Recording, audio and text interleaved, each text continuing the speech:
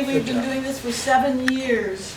And that means that Yvonne Parks has been to 3 soup suppers a year for 7 years. And so on. Now, Kevin is here? Yes. Okay. Yes.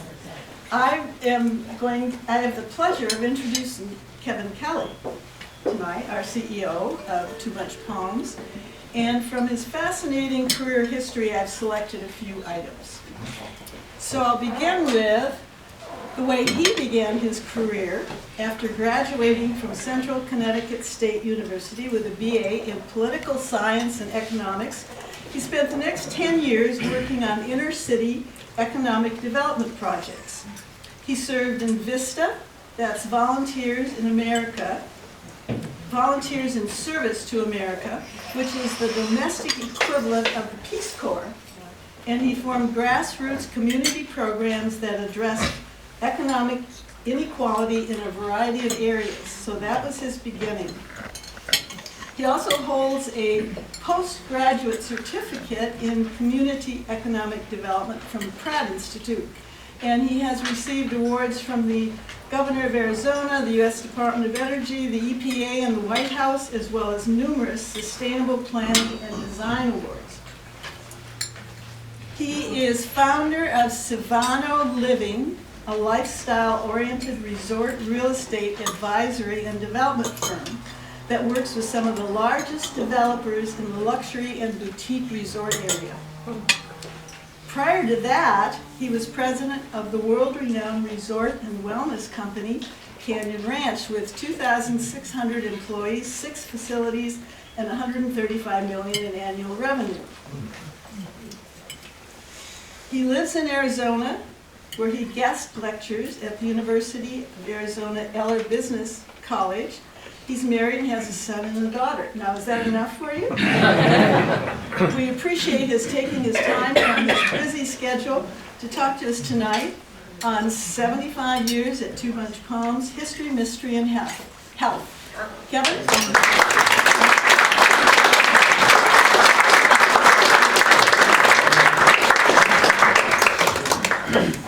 Well, I'm going to stand up here.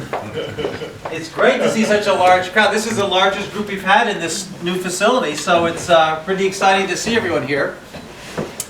The idea was to talk about history and mystery and vision of Two Bunch Palms. It seems a little futile for me to talk to you sometimes about the history of Desert Hot Springs and Two Bunch Palms, because most of you know it better than I do, but I wanted to at least share with you the pieces of the story that are relevant to us today, and what we're borrowing from the past, and I think what we can, I hope, contribute to the future. So I'm going to, can everybody see the screen okay? Okay. So, can you see it, Mark? yeah.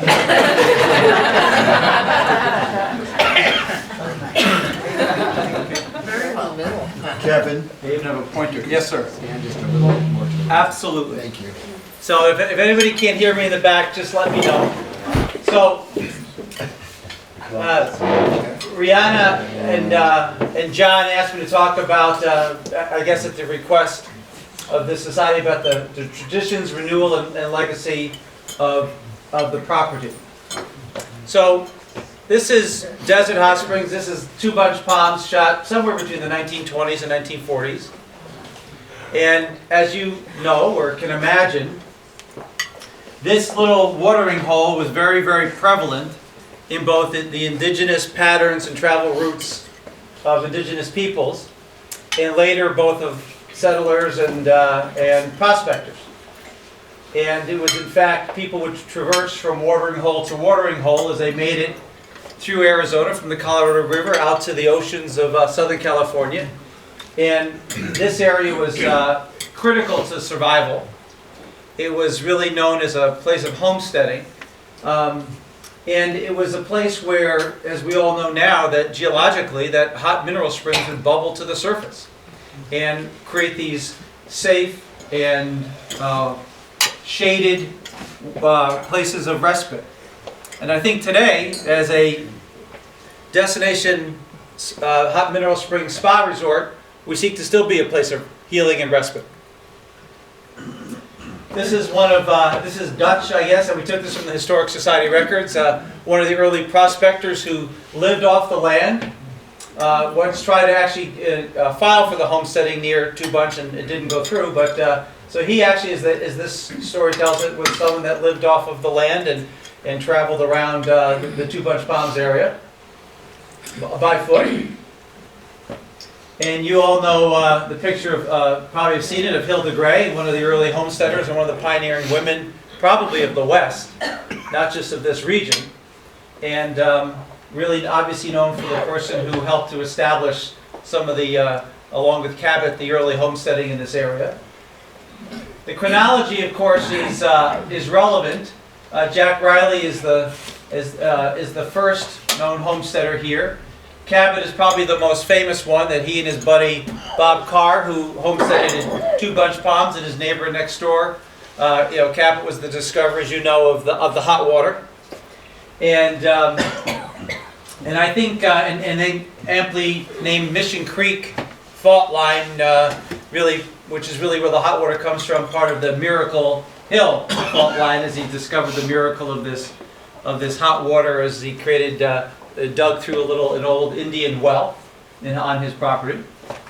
I think one of the real pioneers too is really looking at coffee and the idea of developing Desert Hot Springs as a hot springs. He really understood the value of the water, as did Cabot. He understood it more as a development opportunity. The interesting part of this history too, of course, is that we have a unique property in a unique spot that has some of the best waters on the planet. Amen. Okay? Yes. And it's interesting to me how, and I read the history of Desert Hot Springs, it was once one of the fastest growing communities in Riverside County. So we should think about what happened, what worked, and how we get back there. Exactly. The chronology of ownership of Two Bunch Palms is well established. As Bob, the early homesteader Bob Carr, friend of Cabot, and he and his wife lived out here and actually found a place where had good water. They'd actually have to dig, of course, to get this water. Though I can tell you today, in the middle of winter, this water still bubbles up to our surface. We have wet spots, 1 inches of standing water all over this property as the water still bubbles up from the ground. In addition to, now we use obviously our own artesian wells from Miracle Hill and for feeding our grottos. The one that really becomes kind of the folklore piece of this is Mr. Lips, because it was in that period. There's the mythology of this was a place of Al Capone, and we've spent a lot of time trying to understand the facts versus the myth of Al Capone staying here, and at the same time, the folklore continues to remain. And I think probably propagated a large part by many of the developers that own Two Bunch Palms. But I'll tell you what we know. We know that Two Bunch Palms actually opened its doors in 1940. This is our 75th anniversary this year, right?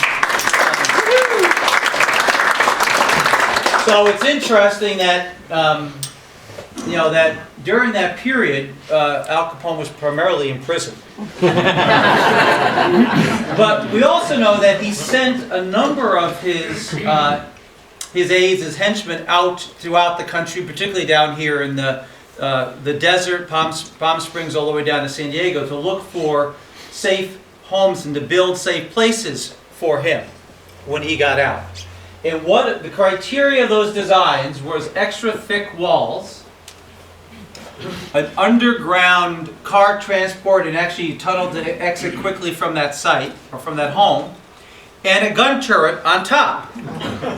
Now, if you literally look at the Capone suite, it literally has all of those requirements. And it was Mr. Lips that envisioned Two Bunch Palms to be a gaming casino. So was there a relationship with the Capone syndicate? Was it somebody else? Did they just borrow the high security design of the homes? It's hard to say. Was it anticipated being such a haven? We don't know. But what we know is that the myth grew larger than the facts, and we'll leave it up to everyone's imagination to take it any way they want. So there were a series of number of events here. This Two Bunch Palms was originally called the Desert Spa, and there was a lot of Roman baths on this property. So it was really sort of a place people go and take these Roman baths, take in the waters. And it was really Mr. Krause in '69 who changed the name to Two Bunch Palms. A name that we know goes back at least to the 1850s, when we look at a number of literally journal entries and recordings from settlers and from the surveying crews in the 1853 to 1856. And they refer to this as the Two Bunch of Palms. And there's other entries of journals that talk about where they were told to look in the horizon to find shelter in water and shade by these two palm groves, if you can see out in the distance. So we know that Two Bunch Palms, literally, the palms, the groves that are out there today have been here for at least a couple of hundred years. And we also know that through archaeological studies that we did as part of the entitlement process for the city, that we know that indigenous settlements are on our property going back at least 600 years. It could be longer because we know indigenous people are in this area, this valley, going back 1,200 years. So Two Bunch Palms moves along, and then it modifies with the times, and it had more flamboyant. In fact, I think it was '78 where really the mythology of Capone really was promoted the most.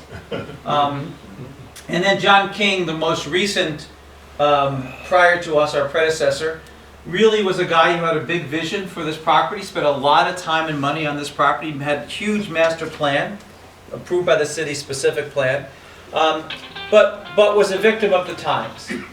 Because basically he had a lot of land holdings, and when the market, the real estate market collapsed, a lot of his properties went with it. This was one of them. So this sat here in bankruptcy for many, many years until the new partnership, predominantly out of LA. I was at the time from Tucson. I also have a home in Palm Springs. But at the time, what happened was there was a number of people that were looking at this property, and when they were trying to buy it out of bankruptcy. And when I was president of Canyon Ranch, I actually had looked at this property, potentially buying it, and quite honestly, it was just too small for us in terms of the room count. But I'll talk about that in a moment. But what was to your blessing, and to my blessing, there were a bunch of Hollywood investors, two of whom are very large independent Hollywood producers. They've produced over 213 movies between them, and have produced a number of mega series, everything from the Tron series, if anyone has young kids, where the Tron series video sequence with the Beau Bridges, the Bridges family, to Galactica with John Travolta, to Monster with Charlize Theron, and many, many others. And they had just bought another historic property called the Grumman Chinese Theater. And they kind of got in the habit with another partner of theirs with buying historic properties. And so their fourth partner, who was a real estate developer, who had been coming here for years as a patron, came back and said, look, there's this other historic property, why don't we look at buying that? And they did. And I think they would be, I don't think I'm speaking out of school to say, they were all very smart, successful men who had been captains of their own industry. So like many smart, successful men, they said, well, we're smart and we're successful, so we'll just move into a totally brand new industry that we've never been in before. We'll figure it out, right? And after losing several hundreds of thousands of dollars, they gave me a call, not because I'm either smart or successful, but I do know this industry. So I came in as the fifth partner, and we sat down with the city, and quite honestly, at the time there was, I think I'm probably the longest standing public official in the city, because there's been a series of city managers and councils and mayors since I got here. That was only 19 months ago. But I sat down with the city, and you have to make judgment calls. You have to make instinctive calls.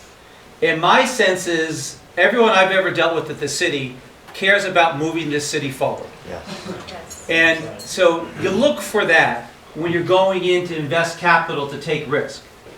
And I have yet to, that perception that I had from my first visit to my latest visit has never changed.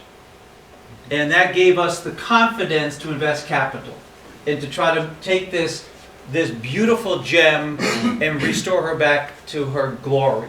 And I can tell you that the second bidder, who's also a good guy who I know and stays here often, if they were to bid on this, they would have shuttered the resort, because they figured out before my partners did, they would have lost millions of dollars to try to turn this resort around.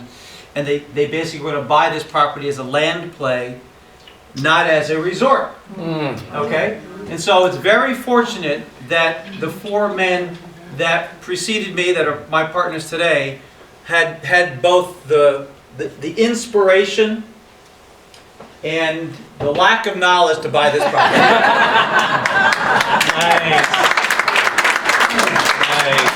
So it's interesting about Two Bunch Palms because Two Bunch Palms was the first and is the oldest hot mineral spa resort in the United States of America. Oh, really? Active spa resort. Repeat that again. Two Bunch Palms is the oldest operating hot mineral spa resort in the United States of America. And I know the mayor knows that, but he wanted me to tell you twice. Because he's as proud as I am about this place. The other one that started in the 1940s was Rancho La Puerta in Tecate, Mexico. So those are really the two that sort of began the movement, the bohemian movement of spa. And unlike Rancho La Puerta, Two Bunch Spas had something that no one else has, even on this list today, and that's these amazing waters. These hot mineral springs, rich in minerals, low in sulfur, and with a nice element of lithium that becomes a great calming agent for all of its guests. Most of its guests. So if you look at sort of the history of Golden Door, which is a sister property of Rancho La Puerta, the ZK family, pioneers in the old spas, first started Rancho La Puerta, and then in '58 they brought it to the States in San Diego and created Golden Door. Then La Costa, with help, actually, as the story goes, with organized crime money and other things, built La Costa Resort and Spa. The Oaks at Ojai was following, and then really the giant of those became the Canyon Ranch, which they went from spa, really to spa and medicine and nutrition and fitness. And following, Esalen Institute was also formed at the same year. Beautiful piece of property, a nonprofit actually, Esalen. And then later on, another really number two in the market is Marivel, next door to Canyon Ranch in Tucson, Arizona, another large one.